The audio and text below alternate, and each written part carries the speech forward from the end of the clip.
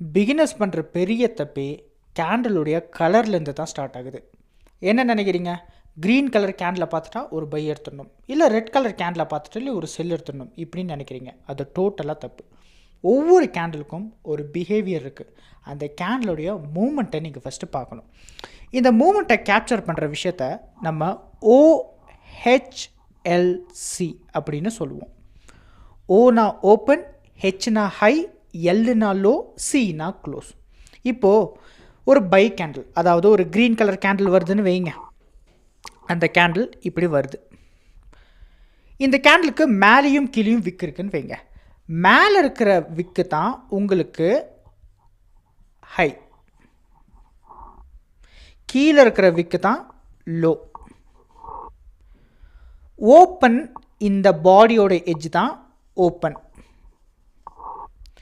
இந்த பாடியோட எட்ஜ் தான் க்ளோஸ். அதே ரெட் கேண்டில், அதாவது ஒரு செல் கேண்டில்னு வைங்க.